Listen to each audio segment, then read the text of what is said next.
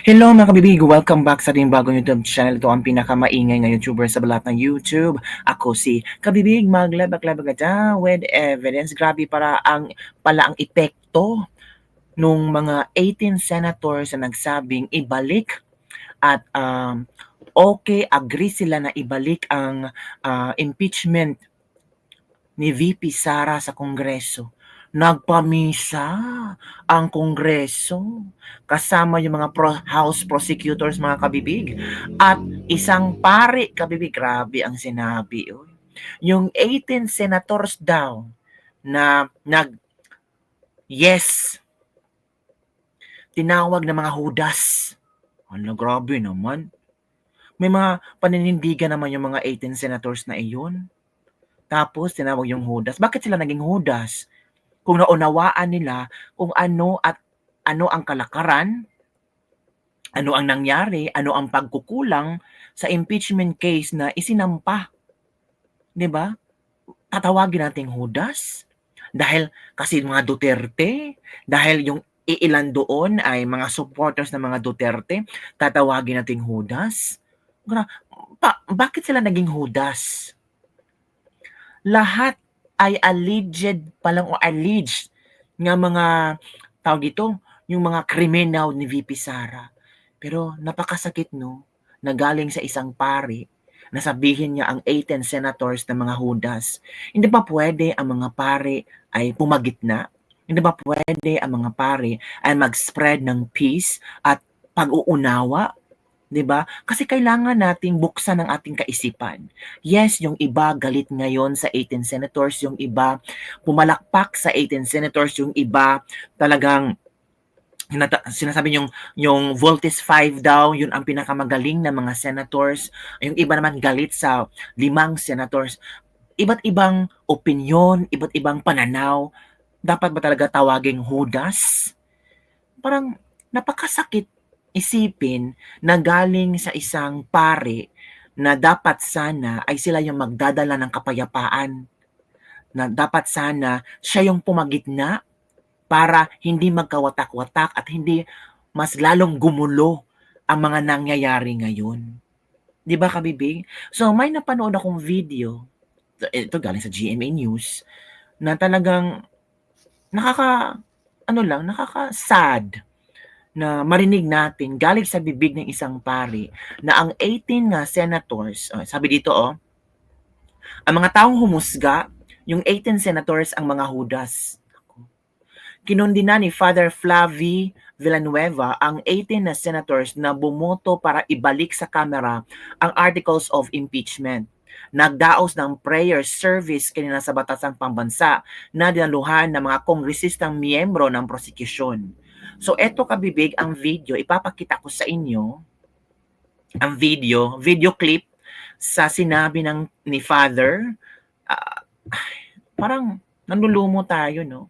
Na mga tao sa simbahan sana, sabi ng iba, di ba may separation ng church and state? Bakit si pare ay paipal-ipal, pabida-bida? Ito, kabibig. Ang mga taong humusga, 18 senador, ang mga hudas na mukhang alagad, ngunit ang kanilang mga kilos ay balasubas. Grabe. Mga hudas, mga alagad, at ang mga kilos nila ay mga balasubas. Uy, grabe si Father, kung makabanat. Parang hindi na siya pari. Sorry ang kabibigan. Na-offend. Oo, nakaka-offend naman. Nakaka-offend talaga ang sinabi ng pari. Kasi yung 18 senators na iyon, yung iba na umupo, yung iba nakinig, yung iba nag-debate, nagdidebate. 'Di ba? So, meron silang tinitingnan. Merong pinag-aralan, may inaral, may mga motions, manifestations, at hindi naman natin sabihin ng mga bobo ang nakaupong senador doon. So for example lang nabaliktad. 18 ang ayaw na ibalik sa Kamara at 5 lang ang gustong ibalik sa Kamara. Do you think magmimisa sila? Do you think sasabihin ng pare na hudas yung 5? 'Di ba? So bale yung 18 senators na nag-yes na ibalik sa Kongreso mga hudas. Pero yung 5 na mga senator na hindi pumayag na ibalik sa Kongreso, yun ang mga anghel? Yun ang mga tawag dito, kabanal-banalan? Grabe naman. Dapat we have to be very specific with the words that we will utter and use na pari ka, paningin ng tao, banal ka, at ikaw ang simbolo ng kapayapaan. Ikaw ang simbolo na pwedeng pumagitna sa kaguluhan ngayon. Pero para yatang ikaw ang nagsisimula ng kaguluhan. Baka bibig? Sila ang mga Pilato Pilato. na may kapangyarihan bilang hari ng saligang batas, ngunit ginamit ang poder, naghugas ang kamay upang imbis ang hari ng katotohanan ang bigyan laya, pinili ang kamatayan at si Barabas. Hala. Again nga. Ang mga taong humusga, 18 senador, ang mga hudas na mukhang alagad, ngunit ang kanilang mga kilos ay balasubas.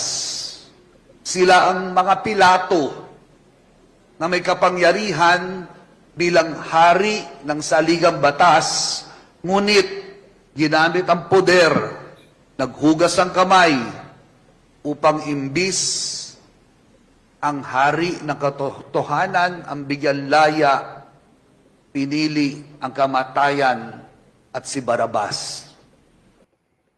Hala. Yun kabibig, nakita yun naman, di ba? Ang sinabi, balasubas. Ito ang sinabi ng mga komento ha. Bringing documents as a symbolic offering in the Catholic Mass. Oo nga, dinala ng mga, dinala ng mga, tawag dito, yung mga House prosecutors, yung dokumento, yung impeachment papers ni VP Sara.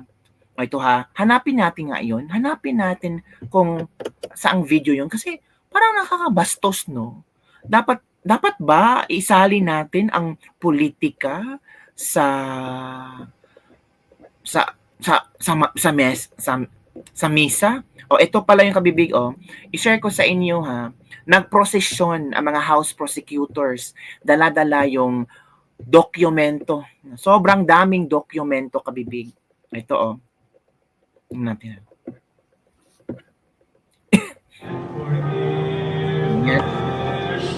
Yan, may kanta pa. Yan pa dinala nila. Ano kaya? Kasi sikmura nila ang ganitong klaseng carry the articles of impeachment to worship area for a prayer and blessing. Hala ka. Grabe. Na-shock ako. Hala ka, uy. Katoliko ako, no? Pero ngayon ko lang nakita ng itong klaseng misa na pati articles of impeachment ginawang offering for prayer and blessing daw. Ako, ano nangyari sa Pilipinas, oy?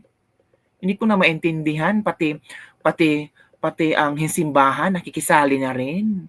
Okay lang naman makikisali sila as long as sila yung taga-guide sa atin kung ano ang tama. Sila yung taga-protector sa atin na kailangan natin ng peace, mag-away, ganito ganyan, pero nakakatakot, 'di ba? Sabi to ng isang netizen, bringing documents as a symbolic offering in a Catholic Mass to advocate for selective justice or a political stand is a liturgical abuse and an act of irreverence that violates the sacred purpose of the Mass.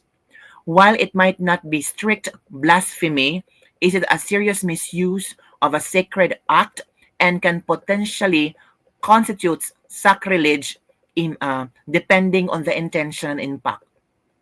The Mass is meant for worship of God and receiving grace, not for political demonstration. Diba? Tama, minsan nagsimba ako, politika topic, nakakalungkot. Kailangan magbayad na ng tax ang simbahan pag ganito ang marinig mo sa mga kaparian. Mag-pray ka na lang sana, Father, na maging mapayapa ang bansa natin. Hindi yung kayo pa mismo ang bumabastos sa mga senador na gumagawa lang ng kung iniisip lang tama. The church should be non-partisan. May political bias ang pari na ito. Diba? So, ito yung paring adik. Hoy, anong paring adik? I think ito yung sa isang Senate hearing na inamin niya na nag-addict din siya. Pero he changed his ways. Kasi calling of God, nirespetuhin naman natin yan, di ba? Buhay na niya yon, di ba? Ito pang sabi, Father, parang kulang ka sa seminar or ang simbahang katoliko ay wala dapat na kinikilingan, bagkus siya ay dapat nasa gitna para maiaayos ang kapayapaan. Tama. Padre, hindi po ganyan ang turo ni Jesus. Huwag niyo pong gamitin ang sakramentong banal ayon sa iyong pananaw. Tama ka man or mali. Father, mag-isip ka sa mga sinasabi mo. Pari ka pa naman. So, parang, ewan ko. Seryoso po ba, ganyang leksyon sa loob ng simbahan? Naghihintay ang mga tao ng salita ng Diyos na galing sa Biblia, tapos ganyan ituturo niya? Dapat walang pinapanigan ang simbahan sa kahit anumang issue ng bansa. Father, ipagdasal niyo na lang po na maging maayos ang Pilipinas. Huwag na po kayong makisali sa usaping politika. Lahat po ng Pilipino ay may comments sa nangyayari, pero mas maigi na magdasal kayo at huwag nang magbigay ng anumang komento para di mabahira na ang malinis ninyong puso. So, yun ang mga komento ng ating mga netizen. Parang nagulat sila sa ginawa ni pare, ng padring ito, na sinabi niya mga hudas, mga balasubas, yung 18 ng mga senators, tinawag pa niyang mga pilato. Di ba kabibig? Sabi ni Eugene Obejas, mind your business, Father. Yung ituro yung nasa Biblia, hindi yung sa politika. Di nga kayo pinakialaman ng mga senador eh. Tama. Di ba? Ang dami-daming ang problema sa simbahan. Nakikialam ba ang mga senador? Nagkaroon ba ng Senate hearing tungkol sa mga nangyari sa simbahan? Wala naman ha. Di ba? Please respect the separation of church and state in the Constitution, Father. Huwag kang makialam, Father. That's why there is a separation of church and the state. Katoliki ako pero linis-linis muna sa sariling bakuran. Mas magandang ambag siguro kung ipanalangin nyo na lang sila na magkaroon ng right of judgment. Tama. Manalangin tayo na sana tama ang ibinoto ng 18 na senator, or sana yung 5 senator na nakikibaka, sana i-guide sila, naman ganun ba? Yung mga puro positibo lang ang sana lalabas sa bibig ni Father. Pero parang iba na-judge siya ng mga tao. What the gospel tell us about Father judging your neighbor, Reverend Father? Refrain from hypocritical and condemnatory judgment. Focus on our own spiritual condition before criticizing others. Exercise discernment with humility, love, and desire for restoration, not condemnation. Remember that ultimate judgment belongs to God. Diba? Sabi na nga huwag kang mapaghusga kasi hindi mo alam kung ano ang pinagdadaanan ng 18 na senators na iyon or yung 5 senators, because you're not in their shoes to say na mali sila, balasuba sila, huda sila, pilato sila. Parang mali talaga mga kabibig. So, ano ang iyong komento hinggil doon mga kabibig? Yung iba nagalit na, yung iba sabi niya, kaya tinamad na yung iba magsimba. Hala, grabe naman. Huwag naman po kayong ganyan. Huwag kayong tamarin magsimba. Hindi naman lahat ng pare ay katulad ni Father. Baka meron ding, baka sentimiento ito ni Father, o may pinagdadaanan si Father, or baka kasali si Father sa mga taong nagfa-fight ng paniniwalang katotohanan, di ba? So, yun talaga. Hina-hina lang sa salita, bro, Flavi. Huwag mong isama politika sa pagmimisa mo. Gabi, pati mga pare, nangingingi, alam dapat aral ng Diyos ang dapat yung pinamahagi sa mga taong nagsimba at nampalataya sa Panginoon. At least nakatulong po pa kayo sa mga problema ng tao. Dapat din nakikialam ang simbahan sa mga isyu ng politika. Kung ganun, kung ang pare ay nakikialam na sa isyu ng politika, so baka mga senador later on magkakaroon ng Senate hearing tungkol sa mga problema ng simbahan natin. 'Di ba? May marami ding mga kaso ang simba, mga tinatagong mga kaso, 'di ba mga kabibing? So, yun lang kabibing ang ating latest libak-libak for today. Na-shock ako sa sinabi ni Father na yung 18 senators ay mga hudas, mga balasubas, mga Pilato. Grabe 'no? Kawawa ang 18 senators 'no? So yung 5 senators yun ang mga angel, yung tawag dito, holy? Holy ba sila? So yun lang kabibig ang ating latest libag-libag for today. Don't forget to like, subscribe, and share this video. Bye everyone. See you next time.